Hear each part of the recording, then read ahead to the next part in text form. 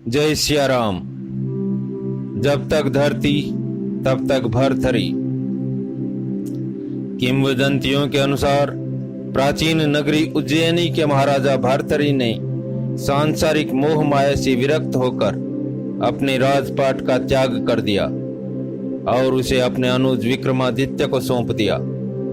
तत्पश्चात way one में चले गए और गुरु गोरखनाथ का शिष्यत्व धारण किया। किंवदंतियों के अनुसार ही उन्हें गुरु गोरखनाथ से अमर फल की प्राप्ति हुई और वो अमर हो गए। किंवदंतियों की सच्चाई तो ईश्वर जाने, परंतु भर्तृहरि ने शतक त्रय की रचना करके साहित्यिक जगत में अवश्य ही अमरत्व को प्राप्त किया है। इसमें कोई अतिशयोक्ति नहीं है, क्योंकि लगभग 2100 वर्ष से समाज इन शतक त्रय क्रमशः नीति शतक, श्रृंगार शतक एवं वैराग्य शतक से निरंतर मार्गदर्शन प्राप्त कर रहा है। यहाँ यह भी स्मरण रहे कि भारतीय काल गणना विक्रम संवत, जो कि विश्व में सर्वाधिक प्राचीन है, उसकी शुरुआत महाराजा विक्रमादित्य ने ही की थी। आइए जानते हैं लेखक का दृष्टिकोण।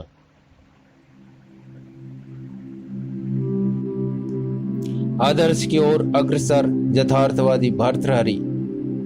भारतवर्ष में कोई विद्वान नहीं जो भर्तृहरि से अनभिज्ञ हो। अनपढ़ गंवार भी अनजाने भर्तृहरि का अनुसरण करते हैं। भारत ही क्या, संसार भर में कोई ऐसा नहीं मिलेगा जो भर्तृहरि से इनकार करे। भर्तृहरि की भाषा यथार्थ एवं मर्म स्पर्शी है। शतक त्रय नीति, श्रृंगार तथा वैराग्य में भर्तृहरि ने मानव जीवन के परम लक्ष्य सत्यम शिवम सुंदरम का समावेश किया है। त्रिलोक पावनी गंगा जिस प्रकार हिमशिखर से प्रवाहित होकर आर्यावर्त की पुण्य भूमि को पल्लवित कर असीम सागर में लीन हो गई है, उसी प्रकार भर्तृहरि के शतक त्रय नैतिकता के शुद्धाहार से किशोर वर्ग का चरित्र निर्माण कर प्रौढ़ों को सौंदर्य प्रियता की राजमार्ग पर अग्रसर कर वृद्धावस्था में वैराग्य की वीर गति प्रदान करते हैं। मान्यता है कि भर्तृहरि सहोदर विक्रमादित्य को उज्जैन का सिंहासन सौंप स्वयं क्षिप्रा तट पर तपस्या करने लगे। भर्तृहरि की विरक्ति के साथ महारानी पिंगला की गाथा जोड़ना महिला के प्रति कुत्सित मनोवृत्ति की मात्र पुनरावृत्ति मान लेना ही उचित है। सभ्य सुरक्षित भी भर्तृहरि की चर्चा उठते ही याम चिंतयामि सततम वाला श्लोक उद्धृत करते हैं, परंतु शतक त्रय में भर्तृहरि ने इस श्लोक को कोई स्थान दिया ही नहीं है। प्रत्युत श्रृंगार शतक में कहता है विरहेपि संगमः खलु और किम गतेन यदि सा न जीवति। इन शब्दों से स्पष्ट है कि रानी पिंगला का चित्र भर्तृहरि के स्मृति पटल पर अनवरत आता रहा। भर्तृहरि के संबंध में कोई ऐतिहासिक तथ्य उपलब्ध नहीं है। इतिहास हो या न हो, प्रत्येक महापुरुष ऐतिहासिक होता है, परंतु इतिहास और है और इतिहासकार कुछ और। महाकवि कालिदास न होते तो विक्रमादित्य को कौन जानता, और आदि कवि वाल्मीकि न होते तो राम का नाम कौन लेता। शासकों तथा धनाढ्यों के साथ साथ विद्वानों को भी जिसने लताड़ा हो, उस भर्तृहरि को कौन उजागर करता। भर्तृहरि और शतक त्रय। शतक त्रय और उसके रचयिता भर्तृहरि को मानने वाले भारत में दो भिन्न भिन्न वर्गों में विभक्त हैं। भर्तृहरि को दोनों वर्ग मानते हैं, पर भिन्न भिन्न रूपों में।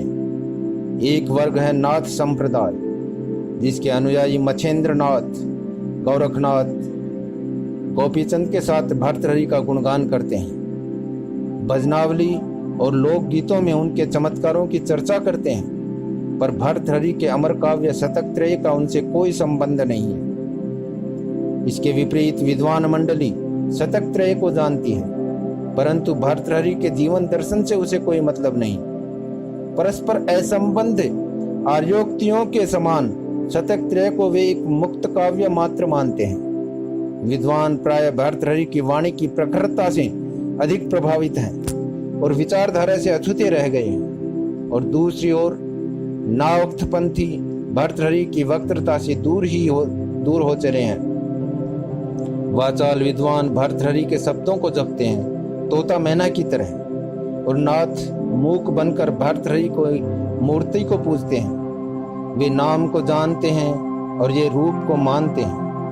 नाम रूप के चक्कर से छुटकारा पाकर भर्तृहरि की आत्मा को पकड़े तो भारतीयों का उद्धार हो और संसार का कल्याण। अर्थ नीति शतकम मंगलाचरण। श्लोक दिक्कालाद्य नवच्छिन्नानंत चिन्मात्र मूर्तये स्वानुभूति कमानाय नमः शांताय तेजसे। पर ब्रह्म परमात्मा जो सभी जगहों में और सभी समयों में समान रूप से विद्यमान है, पर जिसका वर्णन नहीं किया जा सकता, केवल ज्ञान द्वारा उसका स्वयं अनुभव मात्र किया जा सकता है, ऐसे अनुभव ज्योतिर्मय स्वरूप परमात्मा को प्रणाम है। यह नीति शतक है। भर्तृहरि ने नीति शतक के आरंभ में परमात्मा का गुणगान करते हुए उसकी वंदना की है। इसे मंगलाचरण कहते हैं, अर्थात पुस्तक को आरंभ करते हुए भगवान से मंगल कामना करना।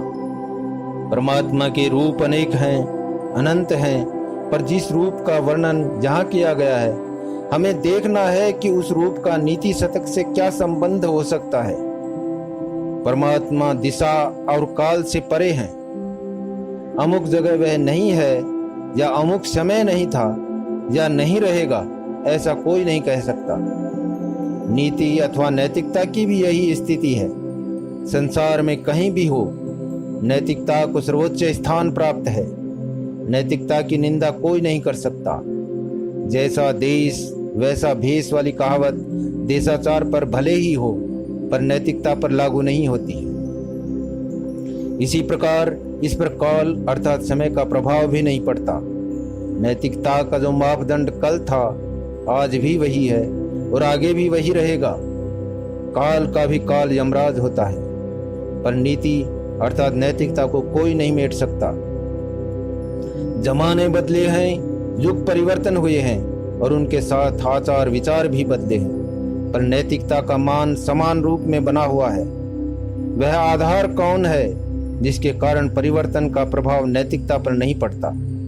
वह अप्रमेय आधार है, चिन्मात्र मूर्त ज्ञान।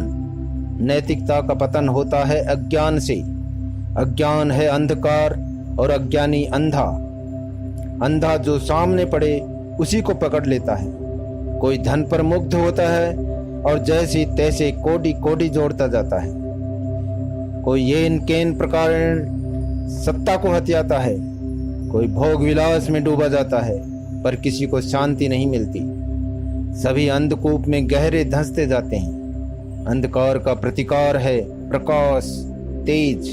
इसीलिए यहाँ मंगलाचरण में परमात्मा को तेज शब्द से संबोधित किया गया है। नीतिवान की क्या पहचान है? कौन कितना परमार्थी है, कितना पराक्रमी है और कितना पुरुषार्थी है, इसकी परख मुख से नहीं हो सकती। हाँ, इस मौखिक ख्याति से संसार का उपभोग जरूर किया जा सकता है। कौन कितना नीतिवान है, इस बात का साक्षी वह स्वयं है।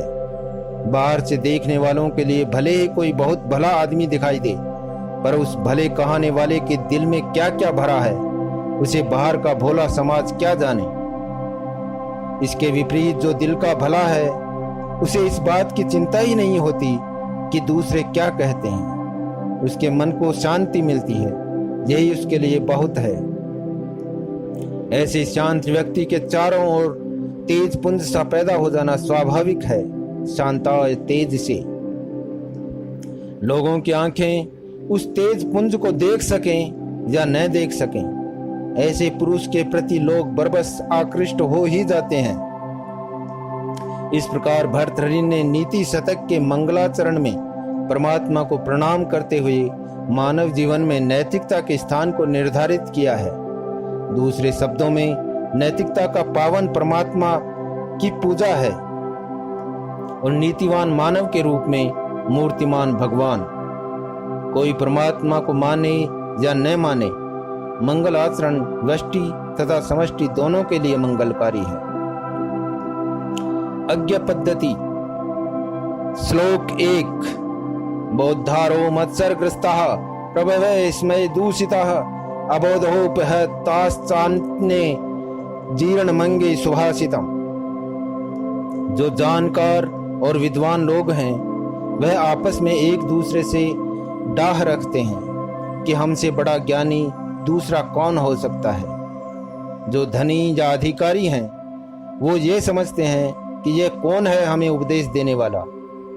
अब रही अनजान जनता, सो वह पहले ही अंधकार में पड़ी है, स्वयं करवट लेने की चेष्टा ही नहीं करती, तो वह घमंड और डाह में चूर हैं और यह अपनी मूढ़ निद्रा में मस्त हैं। जब देश की दशा ऐसी हो तब किसी साधु संत को मन मसोस कर रह जाने के सिवा और कोई चारा नहीं है। या यह कहे कि सुने या न सुने, वह अपनी बात कहता जाए। यहाँ लोगों को 3 श्रेणियों में बांटा गया है। एक जानकार और विद्वान, दूसरी धनी और अधिकारी तथा तीसरी साधारण जनता। कहीं भी हो, पहली 2 श्रेणियों के व्यक्ति कम होते हैं और तीसरी श्रेणी के लोग बहुत ज्यादा।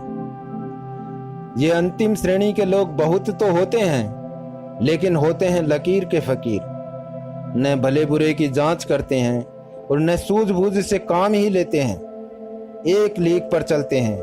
लौन तेल जुटाना और खेती बाड़ी या नौकरी चाकरी से जैसे तैसे जीवन बिताना ही उनका लक्ष्य होता है।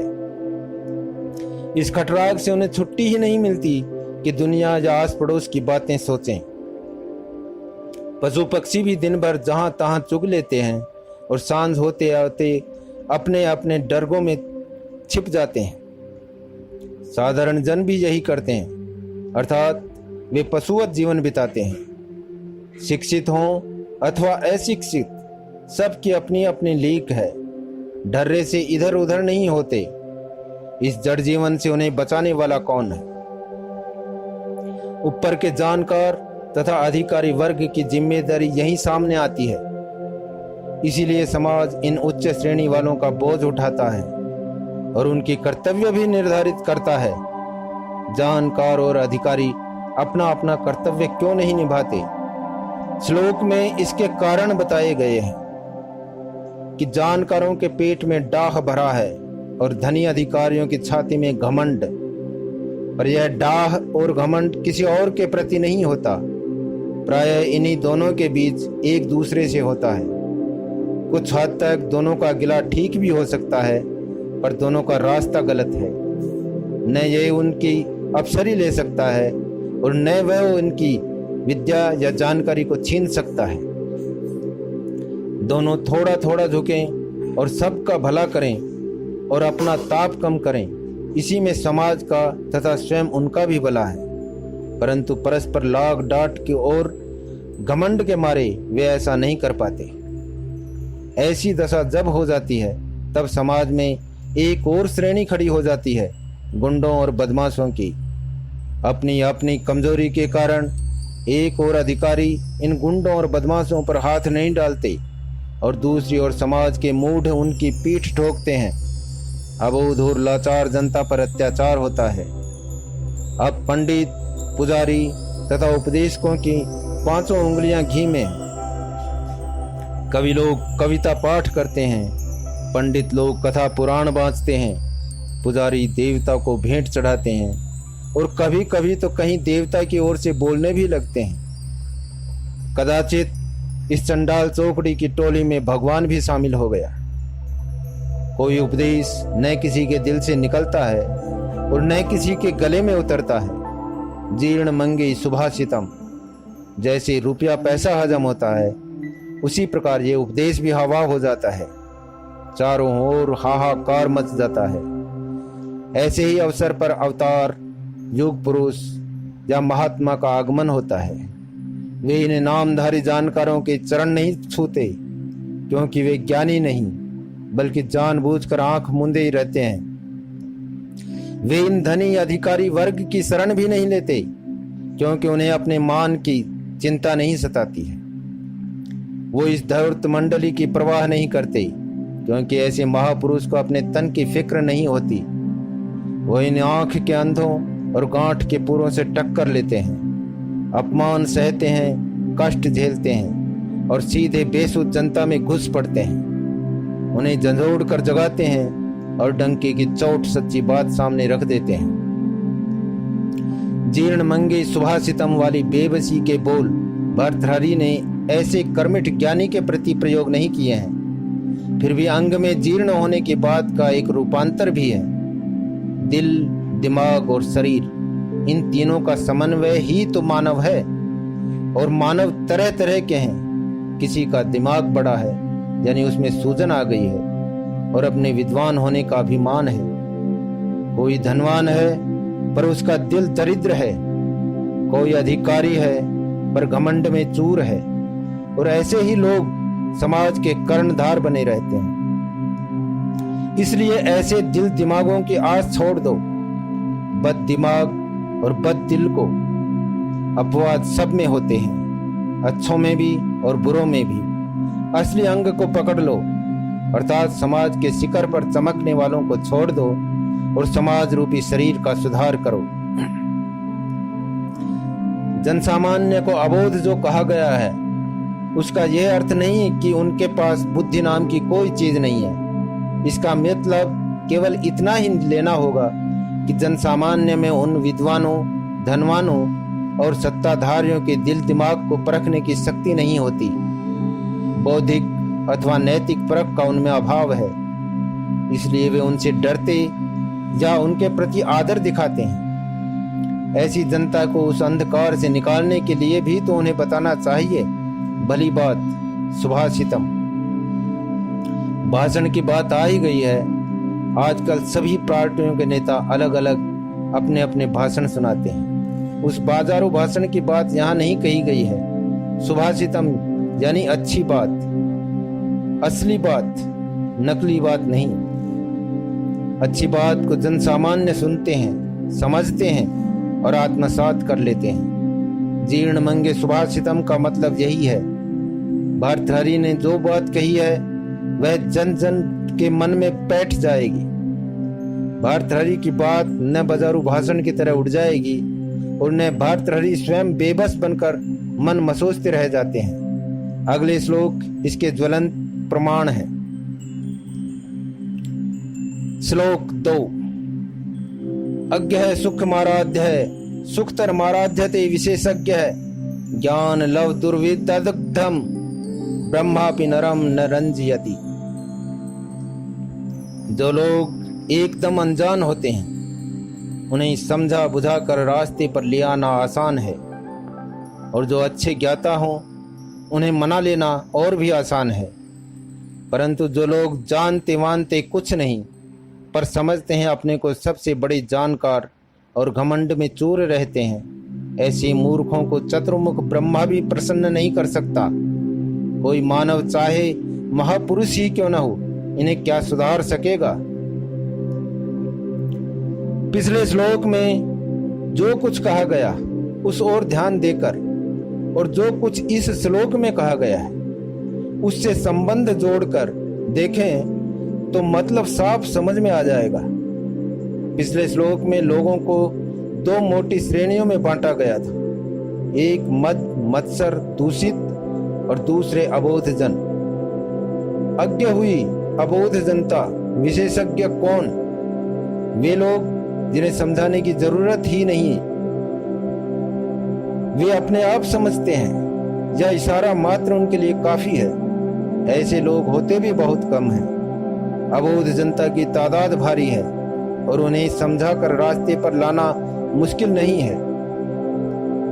कठिनाई पड़ती है उन अधकतरे जानकारों से जो जानते मानते कुछ नहीं पर अपने को सबसे बड़े जानकार मानकर बैठ जाते हैं। ऐसे लोग भले ही वे अधिकारी हों अथवा समाज के कर्ता धर्ता, वास्तव में महामूर्ख हैं। वो मूर्खराज। वह समस्याओं को सुलझाते नहीं, उलझाते हैं। समस्याओं का परिष्कार नहीं करते बल्कि नई समस्याओं का आविष्कार करते हैं। ऐसे ही लोगों के संबंध में भर्तृहरि कहते हैं कि उन्हें समझाना, मनाना स्वयं सृष्टिकर्ता के भी बस का नहीं है। ब्रह्मा को चतुर्मुख यानी 4 मुख वाला माना जाता है। 4 मुखों से बहस कर सकने वाला ब्रह्मा भी हार जाएगा ऐसे मूर्ख राज के सम्मुख। अतः इन मुट्ठी भर लोगों को छोड़ दो और पकड़ो असंख्य अबोध जनता को। हाँ, विशेषज्ञों से सहायता लो, क्योंकि वह सहज ही समझ जाते हैं और आपका हाथ बटाने के वो भी तैयार हो जाते हैं। अच्छे जानकार अधिकारियों तथा जननायकों में भी ऐसे विशेषज्ञ होते हैं और वे सहारे को ठुकराएंगे नहीं। जहाँ एक आशंका उठती है, क्या विशेषज्ञ और मूर्ख के बीच इतनी बारीक अंतर रेखा खड़ी है कि विशेषज्ञ जानकार होते हुए भी मूर्खता किए जाते हैं? तो उत्तर है हाँ। साधारण लोग इसकी परख नहीं कर सकते और इसीलिए दुनिया धोखे में रहती है। जिनको दुनिया विशेषज्ञ, परम ज्ञानी, महात्मा, नेता कहती है, वे वास्तव में ऐसे नहीं होते। कुछ गधे भी शेर की खाल ओढ़कर खेत के खेत चर जाते हैं और कुछ शेर भी गाय की खाल मढ़कर जुगाली करने का ढोंग रचते हैं। और दूसरे प्रकार के विशेषज्ञों को लीजिए। इन मारण यंत्रों के आविष्कारक विशेषज्ञ कैसे? ये विज्ञानी हैं पर कठपुतली हैं राजनीतिज्ञों के हाथ में, ज्ञान के दोनों समान दुश्मन। ये छोटे से गांव के मद मत्सर से भरे करता धरता गुंडों पंडों को पटा लेते हैं और वे बड़े बड़े राष्ट्रों और सरकारों में इन अज्ञानी विशेषज्ञों को खरीद लेते हैं। परिणाम, विद्या विषाक्त होती है और विज्ञान विभीषक रूप धारण करती है। ऐसे विद्वान जानकर वास्तव में अधिकार के हाथ किराए के टट्टू हैं। प्राचीन भारत में विद्या और विज्ञान ज्ञानियों के हाथ में होता था। वह स्वतंत्र होते थे और किसी राज्य की अधीनता स्वीकार नहीं करते थे। विद्या से सत्य की खोज होती थी और विज्ञान का विध्वंसात्मक प्रयोग नहीं होता था। आज भी विश्वविद्यालयों की स्वतंत्रता की दुहाई दी जाती है, पर क्या विश्वविद्यालयों के प्राध्यापक ज्ञानी हैं? क्या पराधीनता की प्रवृत्ति उनमें लेस मात्र भी नहीं है? क्या शासन उनको निरपेक्ष अनुदान देता है? काश कम से कम स्वच्छंद जीवन बिताने वाले विद्वान और विचारक पूर्णतया स्वतंत्र होते। अबोध जनता जो शांतिमय जीवन बिताना चाहती है और अपनी मेहनत की रोटी खाती है, जो विध्वंस की विरोधी है और रचनात्मक कार्यों में लगी रहती है, ऐसी जनता को बचाने वाला कौन है? वही ज्ञानी, विज्ञानी। ऐसे ज्ञानी और विज्ञानी जो एकदम स्वतंत्र हों, डाह और अहंकार से परे हों, जरूरत पड़े तो अधिकार और अत्याचार से टक्कर ले सकें और सदा सार्वजनिक हित में लगे रहें। रास्ता चलने में रास्ते की कांटों से बचना होता है। इसीलिए भर्तृहरि पहले इन कांटों से सचेत करता है कि निष्कटंक प्रगति हो। श्लोक 3। साहस करें तो मगर के मुंह में बांह फंसाकर उसके दांतों के बीच जड़ी हुई मणि को बाहर ला सकते हैं। आंधी तूफान से अल्ल कल्लोल समुद्र को भी तैरकर पार कर सकते हैं। फुफकार भरकर ऊपर लपकते हुए सर्प को भी फूलमाला के समान चोंटे में गूंथ सकते हैं। ऐसे ऐसे कठिन और दुस्साध्य कार्य भी यदि मनुष्य चाहे और प्रयत्न करे तो कर सकता है, परंतु मूर्ख जन को मना लेना असंभव है।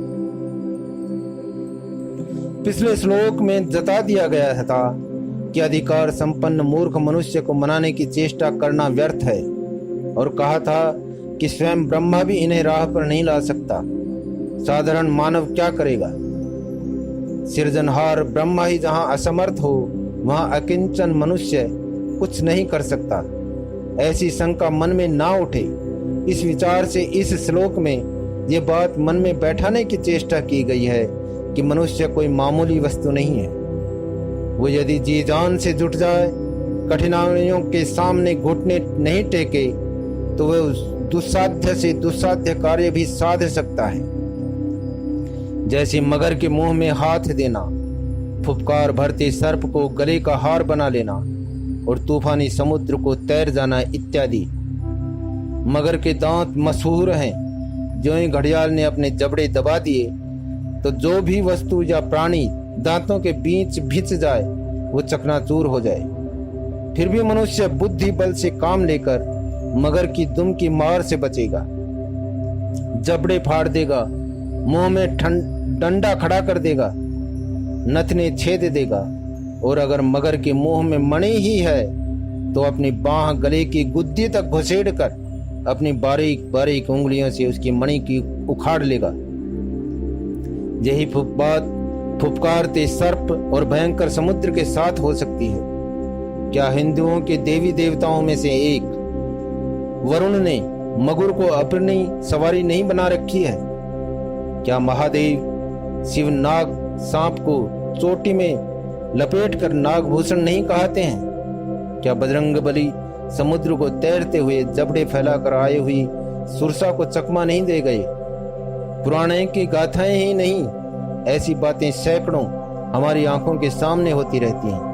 अपनी मूर्खता के कारण हम देख सुनकर भी अनदेखी और अनसुनी कर देते हैं। इसीलिए भर्तृहरि कहते हैं कि जो मानते नहीं उन्हें मनाने में समय व्यर्थ न करो। तब क्या करें, यह आगे पढ़िए।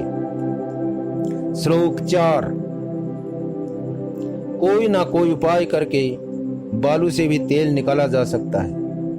मृग तृष्णा में भी प्यासा अपनी प्यास बुझा सकता है। घूमते घुमाते कहीं ना कहीं खरगोश के सींग भी पा जाएंगे। इतने असंभव कार्य भी साधे जा सकते हैं, किंतु हठधर्मी मनुष्य को मना लेना असंभव है। पिछले और इस श्लोक में देखने में ऐसा लगता है कि दोनों में एक ही बात कही गई है कि मूर्ख को मनाना असंभव है। वास्तव में ये बात नहीं है। पिछले श्लोक में जो उदाहरण दिए गए हैं वो सब मूर्ख मनुष्य से मेल खाते हैं। मूर्ख अधिकारी को मनाने की चेष्टा की और अगर वह न माने तो अधिकारी वहीं तक चुप मारकर बैठा नहीं रह जाएगा। वो कहेगा कि ये मुझे सिखाने चला है, अच्छा इसे सबक सिखा दें। उस पर मुसीबत ढा देगा और जीना दूभर कर देगा। पिछले श्लोक में बताया गया था कि मूर्ख अधिकारी हिंसक जंतुओं से कहीं अधिक भयंकर है, परंतु इस श्लोक में उदाहरण दिए गए हैं बालू, मृगतृष्णा और खरगोश के। इनमें से कोई भी ऐसा नहीं है जिसके साथ कुछ प्रयोग करने पर वह प्रतिकार के लिए उठे। बालू को कूटो पीसो, वह कुछ नहीं कहेगा। मृगतृष्णा में भी आप स्वयं भले ही हाँफ हाँफ कर मर जाएं, पर वह आपको कुछ कहेगा नहीं। और बेचारे खरगोश को टांग पकड़कर चाहे उल्टा ही लटका दो या उछाल दो, वह केवल आंखें फाड़कर टुकुर टुकुर दिखेगा और बस। उन भयंकर मूर्खों के लिए इन निरापद वस्तुओं की उपमा क्यों दी गई? यदि मान लिया जाए कि यह श्लोक ज्ञानी सुधारक को लक्ष्य करके कहा गया है तो अभिप्राय भी स्पष्ट हो जाता है। सुधारक एक दो पक्षों के बीच में खड़ा है। एक ओर अधिकार संपन्न अत्याचारी खड़े हैं और दूसरी ओर अबोध जनता का अपार समुद्र। सुधारक से कहा गया है जानकार और धनी अधिकारियों को छोड़ दो और अबोध जनता में घुस पड़ो तथा जो कुछ करना हो इनके लिए करो, इनके साथ करो, इनके द्वारा करो। साधारणतः ये कहा ही जाता है कि जनता क्या है, भेड़ बकरी है, इससे क्या होगा, न बुद्धि है न साहस। इसी भ्रम को दूर करने के लिए भेड़ बकरी से भी घटिया उपमाएं दी गई हैं, बालू और मृग तृष्णा की। भोली जनता को यदि बालू की ढेर भी समझे तब भी क्या इसमें से तेल निकल सकता है? तेलुगु भाषा में इसी तरह का एक नीति पद्य है जिसका अभिप्राय है बड़े से बड़े चट्टान को भी चूर चूर कर सकते हैं, पहाड़ों को पीस डाल सकते हैं, पर मूर्ख को मना नहीं सकते। लेखक अपने बचपन में जब इन पंक्तियों को गुनगुनाता था तब मूर्खता की बात तो नहीं, किंतु सोचा करता था कि इन पहाड़ों और वो भी दक्षिण भारत के चट्टानी पहाड़ को आटे के समान पीसा कैसे जा सकेगा। और आजकल हम स्वयं देख रहे हैं कि हमारी आंखों के सामने पहाड़ पिस रहे हैं। सीमेंट के कारखानों में पत्थर ही तो पिसते हैं, सड़क की बारीक रोड़ी मशीन से कुटती है। हिमालय में सीमांत तक जो सड़कें बन रही हैं उनसे बड़े बड़े बीहड़ पहाड़ों का सहस्त्रों वर्षों वाला घमंड चूर चूर हो रहा है। फिर भी आप कहेंगे बालू से तेल कैसे निकलेगा? हाँ, गोंद पेड़ों से निकलता है, पत्थर से नहीं। पर जानते हैं, पत्थर से भी गोंद बहता है। शिलाजीत और क्या है? पत्थर को पानी की तरह पिघलाकर लोहा तैयार किया जाता है। अच्छा, तेल ही को लीजिए। अरबिस्तान के रेगिस्तान में तेल पेट्रोल के खाने हैं, तो राजस्थान की रेत में क्यों नहीं होगा तेल पेट्रोल? बस भोली भाली जनता बालू की तरह निरापद है, उनसे नुकसान नहीं होगा, होगा तो लाभ ही होगा। आपको निराशा न होगी, बल्कि आपका आशय सिद्ध होगा। जनता आपसे लाभान्वित होगी, आपका मान भी करेगी। नहीं तो वह मूर्ख संपन्न अधिकारी और जानकार हाथ धोकर आपके पीछे पड़ जाएंगे। उनके पिच्छू लग्गू बनना पड़ेगा। सो वैसे कभी ना बनो, अपना उद्देश्य सिद्ध करो। सभी महात्मा और महापुरुषों ने भी यही किया है। श्लोक 5। मूर्ख मनुष्य को मीठी मीठी बातों से मनाने की चेष्टा करना ऐसा ही है जैसे कमल के डंठल से मस्त हाथी को बांधने की चेष्टा करना, या मौलश्री की पंखुड़ी की नोक से हीरा काटने लगना और शहद की एक बूंद टपका कर खारे समुद्र को मीठा बनाने जाना। पिछले श्लोक में कहा गया था कि मूर्खों की ओर एकदम ध्यान न दो। इस श्लोक में उसी के कारण बताए गए। मूर्खों को मनाने में नहीं लगना चाहिए, क्योंकि घमंडी और हठधर्मी मूर्ख को मनाने की चेष्टा करना स्वयं मूर्खता है। मस्त हाथी को कमल नाल से बांध रखने की कोई कोशिश करे तो लोग उसे मूर्ख नहीं तो और क्या कहेंगे। मौलश्री की पंखुड़ी से हीरा कटने लगे तो कूड़ मगोज कहेंगे, क्योंकि मौलश्री की पंखुड़ी नोकदार तो होती है, पर होती है बड़ी कोमल, और हीरा होता है एकदम कठोर। शहद की बूंद से खारे समुद्र में मिठास लाने लगे तो कहेंगे दिमाग चल गया है। हाँ, लोटे भर पानी में बोतल भर मधु मिलाना दूसरी बात है। शब्दावली से स्वयं स्पष्ट है कि मस्त हाथी को बांध सकते हैं, परंतु उसकी पद्धति दूसरी है। हीरे को काट सकते हैं, पर औजार कोई और है, और समुद्र के खारे पानी को मीठा बनाया जा सकता है, किंतु मर्यादा के भीतर। जब इस परिभाषा को मान लें, तब यह भी मानना पड़ेगा कि मूर्खों को राह पर लाने का उपाय हो सकता है, और वह उपाय क्या है? आगे पढ़िए। श्लोक 6।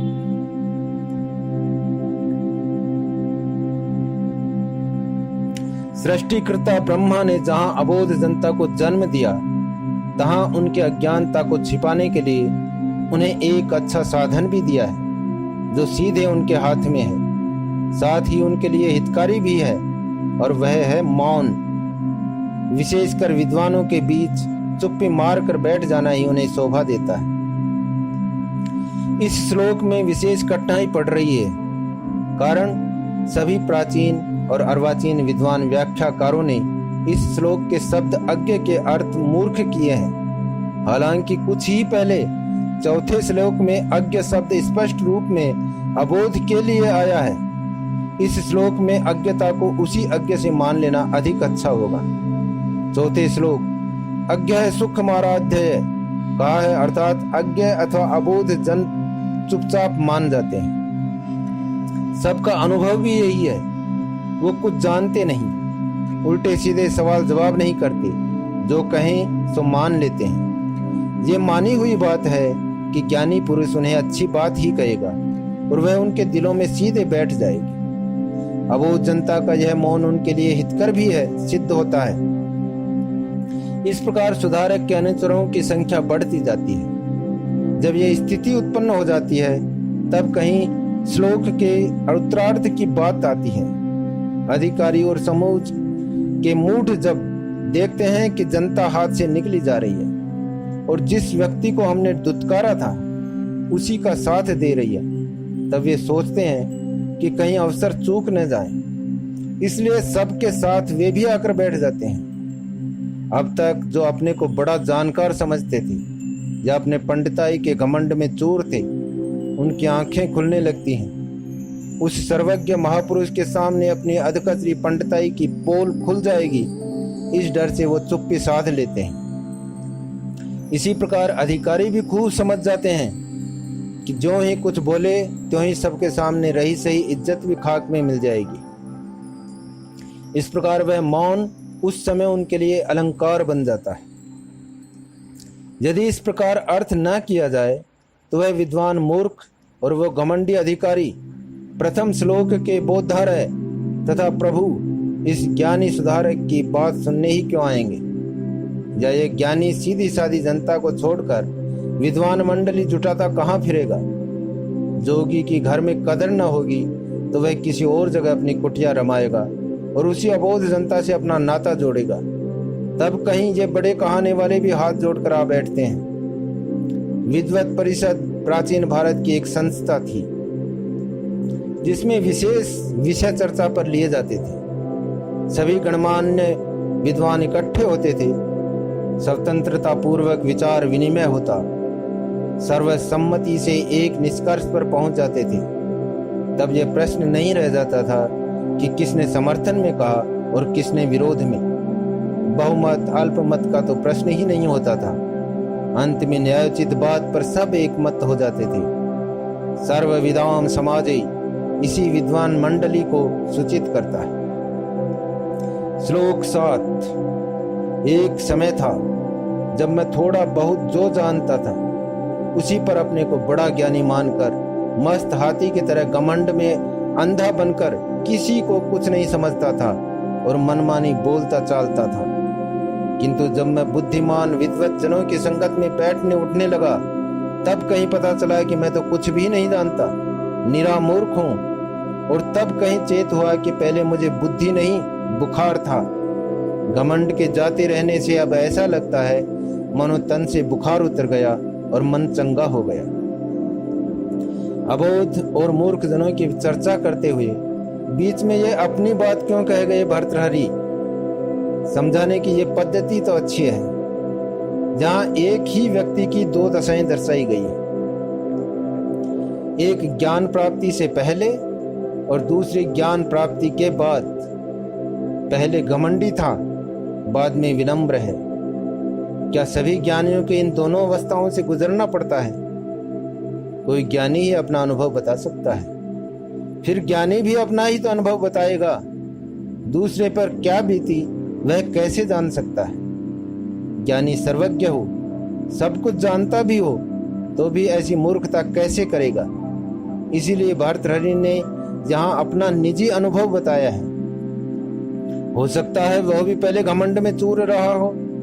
वो तो महाराजा भी था और विद्वान भी। बुद्धि का गर्व और बल का घमंड हम क्यों समझें कि भर्तृहरि बनावटी बातें कहता है? मान ही लो कि जो कुछ कहा है वो सत्य है। उस सत्य भाषण से नम्रता टपकती है, किंतु यहाँ इस आत्म प्रशंसा या आत्म दूषण की आवश्यकता कहाँ थी? तो हाँ, जरूर थी। पिछले श्लोक की व्याख्या से स्पष्ट है कि भर्तृहरि के इर्द गिर्द लोग बैठे हैं, भोली भाली अबोध जनता भी और कुछ अवसरवादी मूर्ख पंडित और जानकार अधिकारी भी। भर्तृहरि को इन दोनों प्रकार के लोगों का उपचार करना है। मैं अज्ञानी था, अब मुझे तुम लोग कुछ और समझते हो, तो तुम लोगों के लिए भी यह सुलभ साध्य है। कदाचित भोली जनता फूल के कुप्पा हो गई, आंखों के आगे आशा की किरण निखरने लगी। और उधर जानकार अधिकारियों के लिए भी उपदेश है। भर्तृहरि ने उन्हें बुरा भला नहीं कहा है, बल्कि उल्टे अपने को कहा कि मैं पहले बहुत बुरा था। उधर भोली जनता का दिल बढ़ा कि भर्तृहरि भी पहले उनके समान अबोध ही थे, तो इधर इन मूर्ख और घमंडियों को भी तसल्ली हुई कि ये भी पहले हम जैसे ही थे। फिर भी इन तीनों में भारी अंतर है। भर्तृहरि ने तो अपने को दोनों के समान स्तर पर ला दिया, अबोध जनता के भी और मूर्ख अधिकारियों के भी। परंतु इन परस्पर विरोधी श्रेणियों को ज्ञानी भर्तृहरि के समान उठने का क्या उपाय है? ये ज्ञानी कैसे हुए? विद्या विनय संपन्न गुरु ज्ञानियों की सेवा शुश्रूषा से। इन दोनों श्रेणियों को भी यही एक काम करना होगा। काम एक है, किंतु एक को इकहरा है और दूसरे को दोहरा। अबोध जनता को केवल एक काम करना है और जानकार अधिकारियों को दो काम करने हैं। अबोध जनों को घमंड नहीं है। साधु संत की सेवा शुश्रूषा को वे अपना सौभाग्य मानेंगे। सहज में ही श्रद्धा भक्ति भी सम्मिलित हो गई। उस सेवा शुश्रूषा में भला मुक्ति में कौन बाधा है? उस भोली भाली अबोध जनता को। यहाँ पिछले श्लोक के शब्द अज्ञता और छादन पर ध्यान दीजिए। अब सोचिए कि भोली और अबोध जनता की अज्ञता पर पर्दा पड़ा कि नहीं। कौन ऐसा होगा जो उनकी उन त्रुटियों को ही गिनाया करे? अब रही दूसरी श्रेणी, मूर्ख जानकारों और घमंडी अधिकारियों की बात, तो उन्हें दोहरा काम करना पड़ेगा। एक, अपने पूर्व कर्मों का प्रायश्चित करना या कम से कम पश्चाताप ही करना। ये अगले कदम के लिए भूमिका मात्र है। दूसरे, ज्ञानी तथा गुरुजनों की शुद्ध रूप में सेवा शुश्रूषा करना। ये असंभव है। जब तक उनके प्रति दिल में श्रद्धा भक्ति ना हो, ये भावना उनके अंदर प्राणी मात्र के लिए लानी होगी। ये सब करने में अहंकार बाधक होता है। इस प्रकार अहंकार पर विजय पाने के लिए उन्हें कठिन साधना करनी होगी। उपरोक्त ये सब कुछ कर सकने वाले बिरले ही निकलते हैं, उतने ही बिरले जितने अबोध जनता में मुक्तात्मा। इस पर अगले श्लोक के स्पष्टीकरण पर मनन कीजिए। श्लोक 8। एक कुत्ता है, सामने उसके एक सूखी हड्डी पड़ी है। बगल में ही सुरपति महाराज इंद्र खड़े हैं। कुत्ते को इंद्र भगवान की परवाह नहीं है। उसका ध्यान है हड्डी पर, वो भी सड़ी हुई हड्डी। उस पर कीड़े कुलबुला रहे हैं, बदबू भरी है। उस पर रंच भर मांस नहीं है। घिनौना दृश्य है। किंतु कुत्ता है कि लार टपकाते हुए उस गधे की हड्डी को मजे ले लेकर चबाए जा रहा है। भला बताओ सुरेश, इंद्र भगवान के पास होते हुए किस चीज की कमी है कुत्ते को? पर वो अपनी आदत से मजबूर है। ऊंच नीच का उसको पता ही नहीं है, भले बुरे की उसे खबर नहीं है। पिछले श्लोक में ज्ञानियों के संपर्क में आने से एक प्रकार के व्यक्तियों पर जो प्रभाव पड़ता है, उसे नम्रता पूर्वक स्वयं अपना उदाहरण देकर भर्तृहरि ने बताया था कि वह क्या से क्या हुए। वही बात सभी पर लागू हो सकती है, किंतु कुछ व्यक्तियों पर उनके बुरे संस्कारों के कारण वह प्रभाव पड़ने नहीं पाता। इस दूसरी श्रेणी के लोग एकदम उल्टी दिशा में चलते हैं। उन्हीं लोगों को लक्ष्य करके यह श्लोक कहा गया है। बगल में भर्तृहरि सुरपति के समान उपस्थित हैं। उनकी वाणी से अमृत की वर्षा हो रही है, किंतु वे लोग अपनी तुच्छ मनोवृत्ति को नहीं छोड़ते। नीति कुशल भर्तृहरि ने प्रत्यक्ष उनका नाम न लेकर एक कुत्ते की मिसाल दे दी है। सुनने वाले सब कुछ समझ जाते हैं। श्रद्धावानों की श्रद्धा और भी बढ़ती है। सत्संग और सेवा शुश्रूषा में उत्तरोत्तर अधिक तल्लीन होते जाते हैं। दूसरी ओर पाखंडी पंडित और घमंडी अधिकारीगण, जो अपना आचरण विभिन्न कारणों से बदल नहीं पाते, यही कर सकते हैं कि सबके सामने दिखावे के लिए सिर नीचा कर आंखें जमीन में गाड़े बैठे रहें या बिगड़कर सभा से उठ खड़े हों। पर दोनों सूरतों में बदले के ठान कर वहां से निकलेंगे और सभी सभ्य हथकंडों से लेकर गुंडागर्दी तक उतर पड़ेंगे। देखिए भर्तृहरि ऐसे लोगों के बारे में आगे क्या कहते हैं। श्लोक 9। त्रिलोक पावनी मंदाकिनी गंगा पहले स्वर्ग लोक में थी, वहां से नीचे की ओर चली तो हिमालय पर्वत पर महादेव शिव जी की जटाजूट में पहुंचे। वहां से उतरी तो ऊंचे पर्वतों से नीचे समतल भूमि पर बहने लगी। बहते बहते गंगा से गंगा सागर बन गई। फिर उस समुद्र के निचले भाग में किसी निचले स्थान में थोड़ी सी जगह पा गई। स्वर्ग की गंगा पाताल में पहुंच गई। इसी प्रकार जो लोग विवेक बुद्धि से काम नहीं लेते, वे कहीं के नहीं रहते और अनेकों प्रकार से उनका पतन ही होता जाता है। पिछले श्लोक में नीच योनि के कुत्ते की उपमा दी थी। इस श्लोक में ऐसी उच्च कोटि की उपमा दी है जो जन्म जन्मांतर के पुण्यों के फल स्वरूप प्राप्त होती है। स्वर्गलोक की देव योनि, ऐसों को भी जब बुद्धि भ्रष्ट होती है तब इनकी ज्ञागत बनती है। स्वर्ग से गिरते हैं तो पाताल में पहुंच जाते हैं। सुरसरी गंगा को स्वर्ग लोक का गर्व था। वह किसी के चरणों में कैसे बैठ सकती थी? सीधे शिव जी के सिर पर ही अपने चरण जमा दिए। शिव जी के सिर पर बैठी तो उसका कुफल भोगना ही था। पतन आरंभ हो गया, फिर वह गिरती ही जाती हैं और अंत में उसका नाम व निशान ही मिट जाता है। गंगा का स्वच्छ और मधुर जल समुद्र के खारे पानी में कहीं खो जाता है। पिछले श्लोकों में जिन अधकचरे जानकारों और अधिकारियों की चर्चा हुई थी उनमें सब के सब नीच कुत्ते नहीं होते। कुछ उनमें गंगा जी की तरह उच्च श्रेणी के भी होते हैं, किंतु अपनी मूर्खता और अहंकार के कारण अपने को सबसे ऊंचा समझने लगते हैं। मूर्खतावश वह बड़ी बड़ी बेहूदगियां करते जाते हैं। बुद्धि हो तो कम से कम इतनी बुद्धि तो हो कि उल्टी हुज्जत तो न करें। अपने अधकचरे ज्ञान और अपने अधूरे अधिकार की धुन ही घुन की तरह खा जाती है और अंत में वही अहंकार उसे ले डूबता है। अहंकार से आदमी गिरता क्यों है? अहंकार के कारण जब कोई अपने को बड़ा समझने लगता है तब स्वभावतः बाकी सब उसे अपने से छोटे दिखते हैं। जब कोई उसे अपने से बड़ा दिखे ही नहीं तब वह अनुसरण करे किसका? दूसरे बड़े दिखें तभी खुद भी बड़ा बनने की कोशिश करे। हो सके तो उनसे भी बड़ा बने।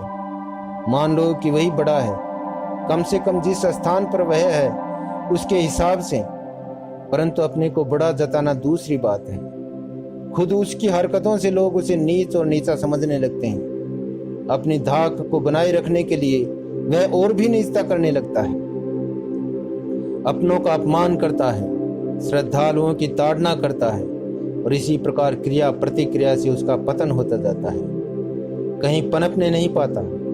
पनपने के लिए एकदम उल्टी दिशा में चलना पड़ता है, परंतु जैसा कि पिछले श्लोक में कहा गया है वह उसके लिए असंभव है।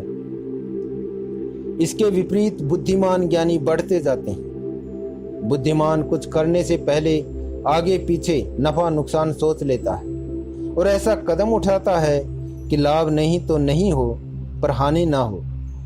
ज्ञानी को सब चीजें आईने की तरह दिखाई देती हैं और ज्ञान का कहीं अंत नहीं है। इसलिए ज्ञानी पुरुष हर अवसर पर अपने को छोटा ही देखता है। अच्छों से ही क्या, वो तो बुरों से भी सीखता है। ऐसा व्यक्ति गिर कैसे सकता है? वह तो ऊंचे ही ऊंचे उठता जाएगा। कुछ लोग भोलेपन से कह जाते हैं कि हमें बढ़ना नहीं है, जैसे भी है जो कुछ भी है बहुत है। ऐसी धारणा ही गलत है। इस संसार में चाहे एक व्यक्ति हो अथवा एक जाति या राष्ट्र, वह एक अवस्था में ठोस बनकर पत्थर के समान पड़ा नहीं रह सकता। उसे उठना है, इसलिए उठने का प्रयत्न करना है। उठने का प्रयत्न नहीं करेगा तो गिरेगा और ऐसा गिरेगा कि फिर संभल नहीं पाएगा। इसलिए अगले श्लोक में कहा गया है कि इस प्रकार के मूर्खों की संभाल की फिक्र ही न करें। श्लोक 10। आग लगे तो पानी से बुझा दें, धूप तपे तो छतरी तान लें, हाथी मस्ता जाए तो अंकुश मार कर वश में कर लें, घोड़ा और गधा बिगड़े तो डंडा मारें, बीमारी लगे तो दवा करें, सांप बिच्छू डसे डंक मारे तो मंत्र तंत्र से विष उतर जाए। इस प्रकार सभी के लिए कोई न कोई उपाय है, किंतु जानबूझकर मूर्खता करने वाले का कोई चारा नहीं। इस श्लोक का मुख्याभिप्राय है मूर्ख के लिए कोई इलाज नहीं है। वह मूर्खता करेगा और दिन पर दिन अधिक मूर्खता करता रहेगा। गंगा की तरह यह गिरता ही जाएगा। जब वह सुधरने का ही नहीं है तब उसे उसके हाल पर ही क्यों न छोड़ दें। इसी का उत्तर इस श्लोक में दिया गया है। नहीं, उसे अनदेखा अनसुना नहीं कर सकते। इस श्लोक के अंदर आग, धूप, मस्त हाथी, बिगड़ेल बैल, रोग, विष आदि की ओर से सावधान रहने की एक प्रकार से चेतावनी दी गई। और उनसे बचने के उपाय भी गिनाए गए हैं। और अंत में कहा गया है कि मूर्ख इनसे सबसे भयंकर है, क्योंकि उपरोक्त चीजों से जान व माल को खतरा है, पर मूर्ख से जान व माल के साथ साथ मान मर्यादा को भी जोखिम है।